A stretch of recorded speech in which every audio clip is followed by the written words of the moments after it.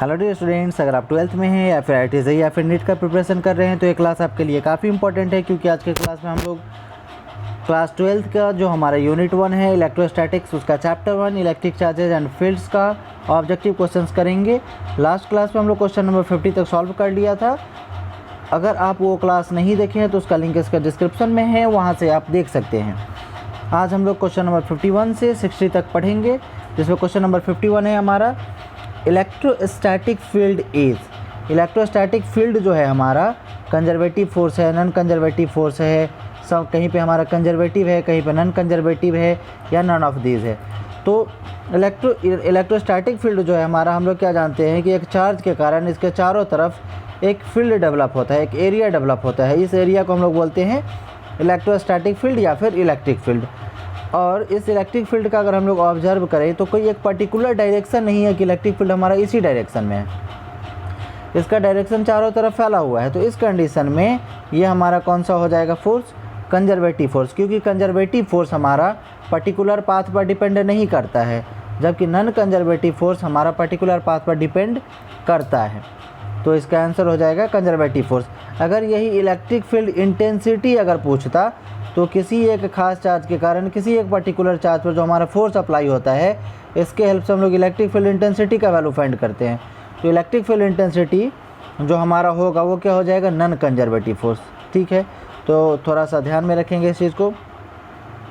Question number 52 है a positive charge Q lies at the origin. एक positive charge Q है जो यहाँ पे ओरिजिन पे अवेलेबल है, and a positive charge 2Q lies at x equal to 2 centimetre. और हमारा x इक्वल टू 2 सेंटीमीटर पर यहाँ पर एक हमारा चार्ज रखा हुआ है स्मॉल q।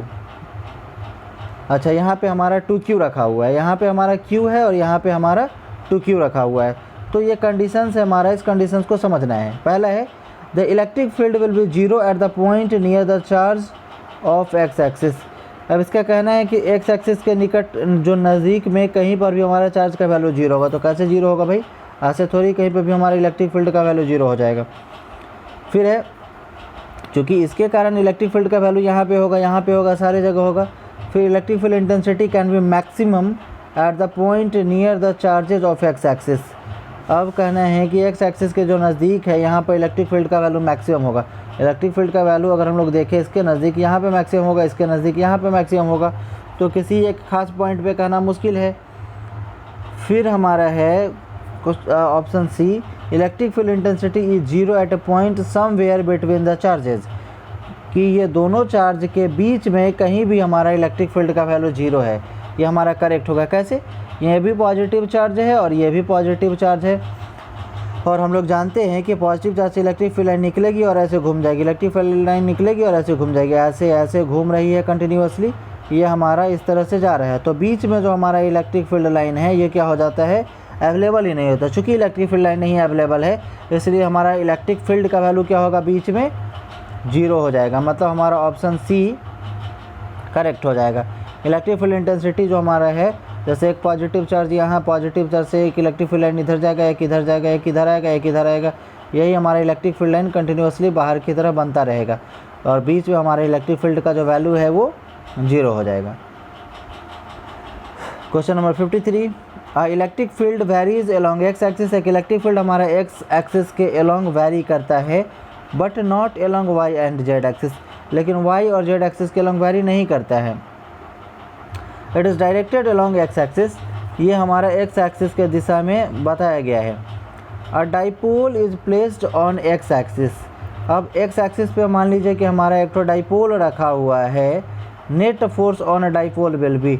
इस डाइपोल पर हमारा नेट फोर्स का वैल्यू, अच्छा, net force on dipole will be along. Net force जो हमारा डाइपोल पर होगा वो किस दिशा में होगा, ये हमको थोड़ा सा बताना है। ध्यान से समझिए तो सिचुएशन को। हमारा electric field line electric field पर इस डायरेक्शन में अप्लाई हो रहा है, मतलब यहाँ पर पॉजिटिव चार्ज अवेलेबल है, जिसके कारण इलेक्ट्रिक फील्ड लाइन इस डायरेक्शन में जा रहा है।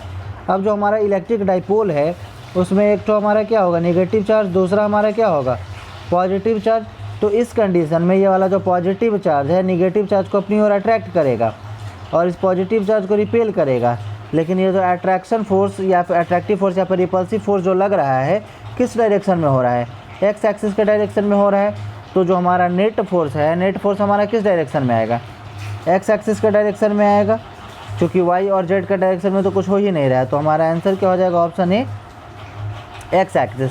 इस तरह का क्वेश्चन पूछे तो आप खुद से थोड़ा अपना प्रेजेंस ऑफ माइंड का यूज़ करेंगे। इस तरह का और भी क्वेश्चन थोड़ा सा वैरी कर सकता है कि वाई से जा रहा है, जेड से जा रहा है, तो आप सिचुएशन के अकॉर्डिंग थोड़ा सा सोचेंगे।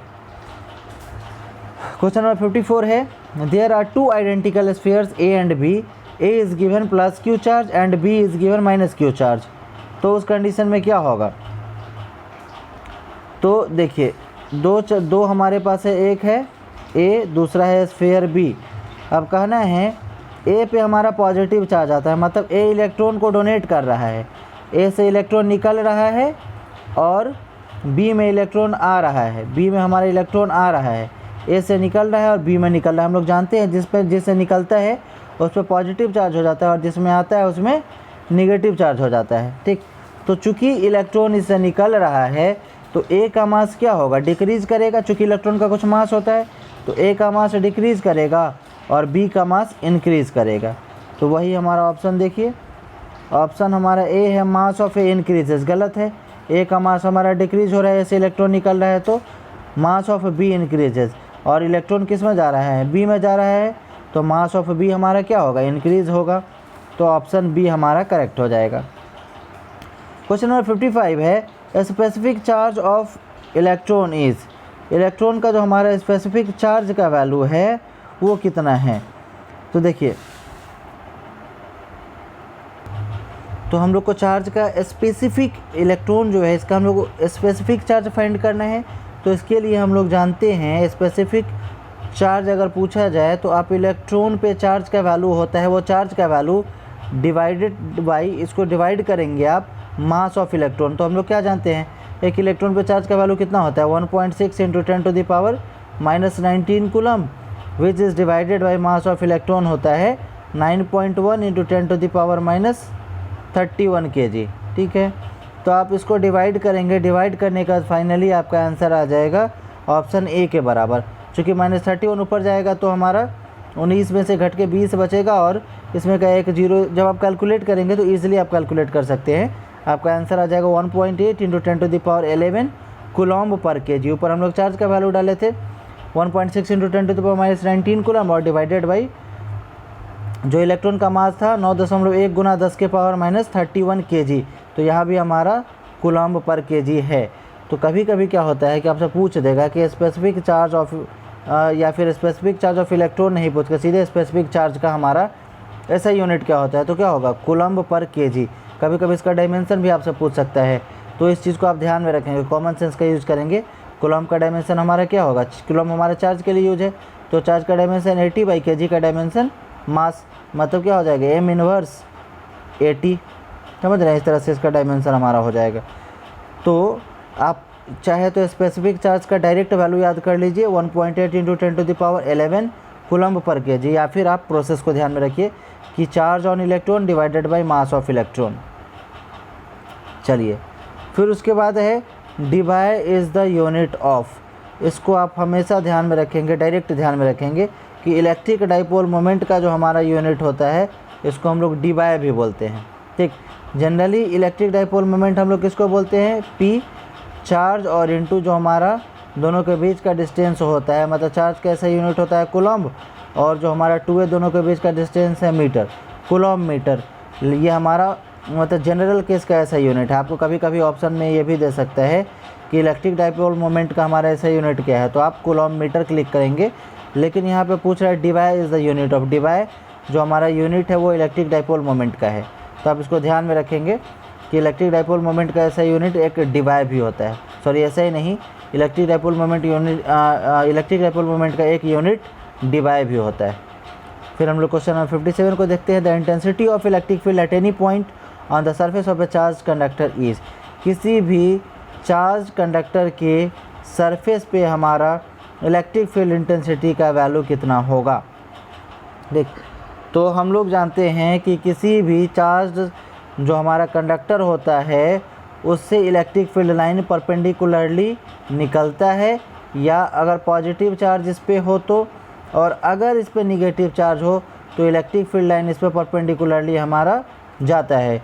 तो हमारा ऑप्शन के अकॉर्डिंग ऑप्शन क्या है हमारा, electric field intensity at any point on the surface of the conductor is 0 तो नहीं होगा। और परपेंडिकुलर टू द सरफेस हम लोग जानते हैं कि इलेक्ट्रिक फील्ड लाइन हमारा क्या होता है, परपेंडिकुलर टू द सरफेस होता है। अगर हमारा चार्ज पॉजिटिव हो तो इलेक्ट्रिक फील्ड लाइन बाहर की तरफ, और चार्ज हमारा निगेटिव हो तो इलेक्ट्रिक फील्ड लाइन अंदर की तरफ। लेकिन सरफेस के इसके जो हमारा चार्ज कंडक्टर है इसके सरफेस के साथ 90 डिग्री का एंगल बनाएगा, ठीक है, मतलब परपेंडिकुलर होगा। फिर हम लोग नेक्स्ट क्वेश्चन को देखते हैं। क्वेश्चन नंबर 58 है हमारा, 1 coulomb charge is equal to, coulomb हमारा ऐसा यूनिट है और हमारा जो इसका CGS यूनिट, अच्छा CGS यूनिट नहीं पूछ रहा है तो हाँ CGS यूनिट है, इलेक्ट्रोस्टैटिक यूनिट। जो हमारा कूलम्ब है इसका 1 कूलम्ब इक्वल टू होता है अप्रॉक्स 3 × 10⁹ इलेक्ट्रोस्टैटिक यूनिट। ये हमारा CGS यूनिट है चार्ज का। कभी कभी आपसे ऑप्शन में ऐसा ही पूछ सकता है कि 1 coulomb charge is equal to, यहाँ पे पूछा है ना, आपको डायरेक्ट पूछेगा कि चार्ज का CGS यूनिट कौन सा है, तो आप डायरेक्ट ऑप्शन टिक करेंगे, ऑप्शन ए 2.99 × 10⁹ ESU। मतलब कभी कभी आपको 2.99 भी रहेगा और कभी कभी आपको 3 भी मिलेगा, 3 × 10⁹ इलेक्ट्रोस्टैटिक यूनिट। ये हमारा CGS यूनिट है किसका, कूलम्ब का। मतलब 1 कूलम्ब को कन्वर्ट करेंगे तो हमारा CGS में कुछ इस तरह से आ जाएगा। क्वेश्चन नंबर 59 है, the electric flux over the surface of A sphere if it is charged with 10 micro coulomb. अगर किसी एक स्फीयर के सरफेस पर 10 माइक्रो कूलम्ब चार्ज है तो इस कंडीशन में इलेक्ट्रिक फ्लक्स का वैल्यू कितना होगा। तो इलेक्ट्रिक फ्लक्स का हम लोग फार्मूला क्या जानते हैं, इलेक्ट्रिक फ्लक्स इक्वल टू होता है जो हमारा सरफेस है इलेक्ट्रिक फील्ड का वैल्यू और इनटू जो हमारा सरफेस है उसका सरफेस एरिया। सरफेस एरिया तो हमारा कौन सा है, स्फीयर है, तो स्फीयर का सरफेस एरिया। सबसे पहले हम लोग इलेक्ट्रिक फील्ड का वैल्यू हम लोग डाल देंगे, इलेक्ट्रिक फ्लक्स फाइंड करने के लिए इलेक्ट्रिक फील्ड का वैल्यू, और फिर इनटू हमारा सरफेस एरिया। तो ये हमारा उस फार्मूला पे बेस्ड नहीं है, उस फार्मूला पे इसका हम लोग सॉल्व नहीं कर पाएंगे। जैसे इलेक्ट्रिक फील्ड का वैल्यू आपका होना चाहिए, इसमें इलेक्ट्रिक फील्ड का वैल्यू नहीं है, इसमें आपका चार्ज का वैल्यू दिया हुआ है। तो हम लोग गॉस लॉ के अकॉर्डिंग जानते हैं, गॉस लॉ के अकॉर्डिंग फाई इक्वल टू होता है Q/ε0। इसमें सिर्फ आपको चार्ज का वैल्यू दिया है और कुछ भी नहीं दिया है। तो चार्ज का वैल्यू आपको पता है 10 माइक्रो कूलम्ब, तो फाई इक्वल टू क्या हो जाएगा 10 माइक्रो कूलम्ब, तो 10 × 10⁻⁻6 विच इज़ डिवाइडेड बाई। अब फिर आपको क्या चाहिए, ε0 का वैल्यू जो आपको पता होना चाहिए हमेशा 8.85 × 10⁻12। ε0 का वैल्यू इतना होता है, इसको आप कैलकुलेट करेंगे फिर आपका आंसर आ जाएगा जो ऑप्शन ए के बराबर है 36 पाई × 10⁴ न्यूटन मीटर स्क्वायर पर कूलम्ब, ठीक है। फिर इसके बाद हम लोग क्वेश्चन नंबर 60 को देखते हैं। Figure shows electric field line due to 2 charges Q1 and Q2, find out sign of charges. देखिए इस तरह का हमारा इलेक्ट्रिक फील्ड लाइन कब बनेगा, एक देखिए हमारा इधर से आ रहा है, यहाँ पे अंदर की तरफ जा रहा है और ये भी अंदर की तरफ जा रहा है। मतलब अंदर की तरफ हमारा कब जाएगा, जब हमारा निगेटिव चार्ज होगा। हम लोग जानते हैं कि निगेटिव चार्ज जब रहता है तो इलेक्ट्रिक फील्ड लाइन कहीं से भी है अंदर की तरफ जाएगा, अंदर की तरफ जाएगा, अंदर की तरफ जाएगा। तो इसमें भी देखिए यहाँ पे मान लीजिए कि अगर चार्ज होगा तो इलेक्ट्रिक फील्ड लाइन अंदर जा रहा है, अंदर जा रहा है, अंदर जा रहा है, अंदर जा रहा है, इसमें भी अंदर जा रहा है, अंदर जा रहा है। मतलब इलेक्ट्रिक फील्ड लाइन जब भी हमारा अंदर जाएगा तो क्या होगा, हमारे पास नेगेटिव चार्ज होगा। मतलब Q1 और Q2 दोनों हमारा नेगेटिव चार्ज है, तो ऑप्शन क्या हो जाएगा, ऑप्शन ए ही हो जाएगा, बोथ हमारा नेगेटिव चार्ज है, ठीक है। तो नेक्स्ट क्लास में फिर हम लोग क्वेश्चन नंबर 61 से आगे की तरफ देखेंगे। तो तब तक आप लोग अपना ख्याल रखिएगा, अच्छे से रहिएगा। तब तक के लिए बाय बाय, मिलते हैं फिर नेक्स्ट क्लास में।